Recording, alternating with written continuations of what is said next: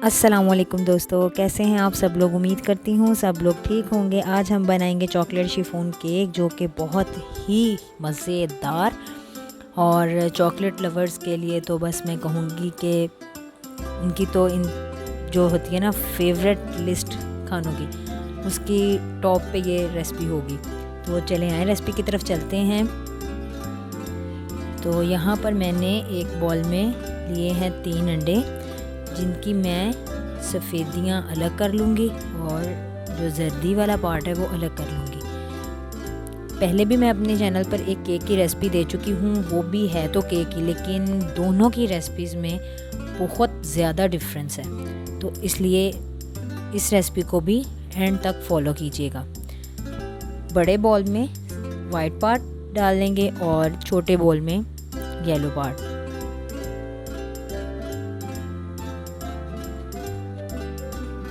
जिन लोगों को मतलब कि अंडे की स्मेल आती है या कुछ भी है इशू, तो वो एक अंडे की जगह पर हाफ कप दही यूज़ कर सकते हैं।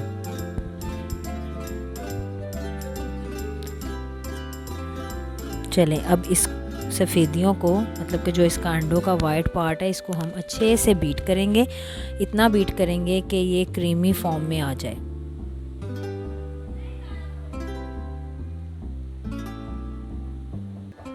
माशाल्लाह से आप लोगों के प्यार और आप लोगों की जो चाहत है, उसकी वजह से मेरे 1K फॉलोअर्स पूरे हो गए, सब्सक्राइबर।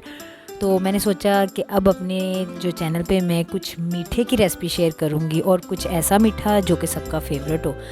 तो फिर मुझे ये चॉकलेट केक की सोच आई, तो मैंने कहा आपके साथ ये शेयर करती हूँ। तो आप लोगों का सबसे पहले तो बहुत बहुत शुक्रिया सब लोगों का, जिन लोगों ने इतना प्यार दिया। और आप लोगों ने ये देखें, यहाँ पर ये बिल्कुल ज़बरदस्त फॉर्म में आ चुका है। तो अब हम इसको एक साइड पे रख देंगे, और जिसमें हमने जर्दियाँ डाली थी वो बोल लेंगे। उसमें मैंने ये पाउडर शुगर लिया है हाफ कप,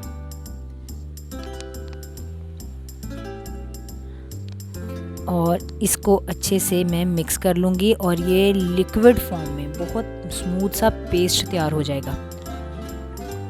तो मैं कह रही थी कि आप लोगों की मोहब्बत चाहत का बहुत बहुत बहुत शुक्रिया, तहे दिल से शुक्रिया कि आप लोगों ने मेरे चैनल को यहाँ तक लाने में मेरी मदद की, और उम्मीद करती हूँ इसी तरह हमारी बॉन्डिंग बनती रहेगी।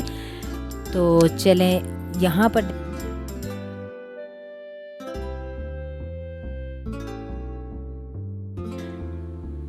बहुत ज़बरदस्त सा स्मूथ सा बैटर तैयार हो गया है। अब यहाँ पर मशीन का काम ख़त्म हो चुका है, बीटर का। यहाँ पर मैंने हाफ कप मैदा शामिल किया है, 2 टेबलस्पून कोको पाउडर शामिल करूँगी, 1 टीस्पून बेकिंग पाउडर शामिल करूँगी,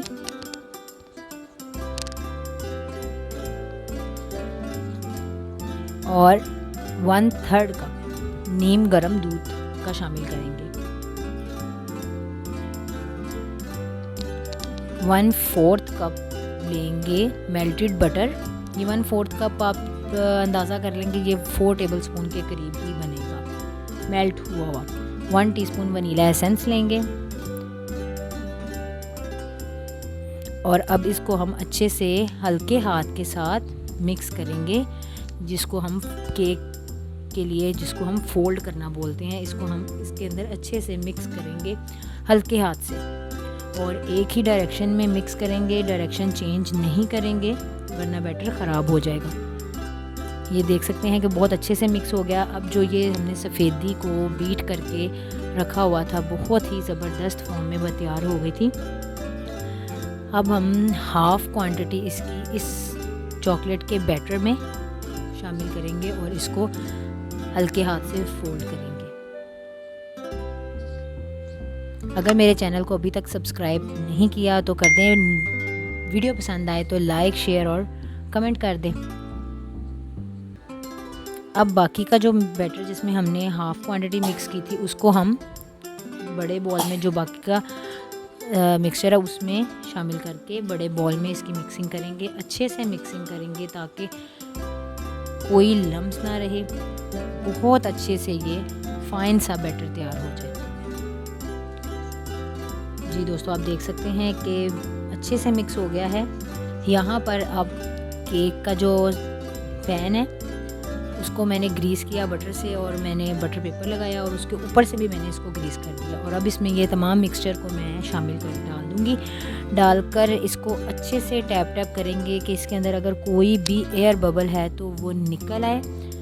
टैप टैप करने से आप देखिएगा एयर बबल आपको बाकायदा निकलता हुआ नज़र आएगा। वो देखें, इसी तरह तमाम, अगर ये किया ना जाए तो ये बेकिंग अच्छी नहीं होती। यहाँ पर मैंने पतीला, पहले ही घर का कोई भी रफ पतीला, उसमें कोई एक स्टैंड ले लें। अगर स्टैंड अवेल नहीं है तो जो चूल्हे के बर्नर के ऊपर जो स्टैंड लगा होता है वो रख दें। तो मैंने इसको तकरीबन 15 से 20 मिनट के लिए मीडियम टू हाई फ्लेम पर गर्म किया, प्री हीट किया। और अब इसको मैं केक को तकरीबन 20 से 25 मिनट के लिए बेक करने रख दी। यहाँ पर मैं ले रही हूँ डार्क चॉकलेट, जो कि है 250 ग्राम, लेकिन इसको मैं कटिंग कर रही हूँ नाइफ़ की मदद से। ये फुल फ्रीज़ थी।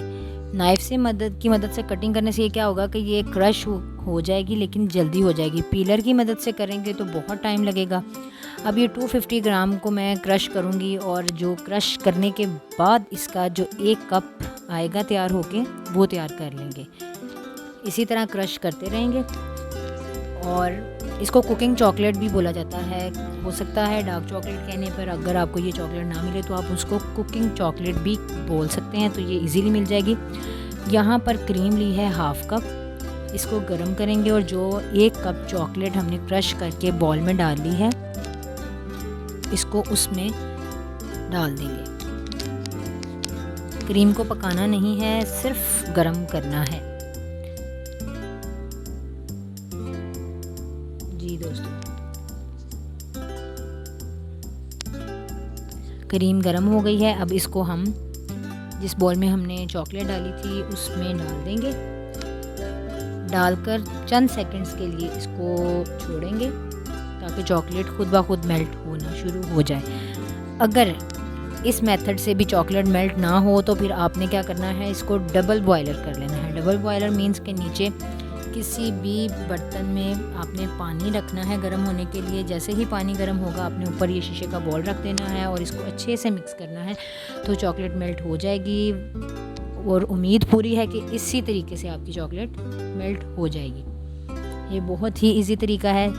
तो जी दोस्तों, यहाँ पर चॉकलेट अच्छे से मिक्स हो चुकी है क्रीम में। यहाँ पर मैं शामिल करने लगी हूँ 2 टेबलस्पून पाउडर शुगर।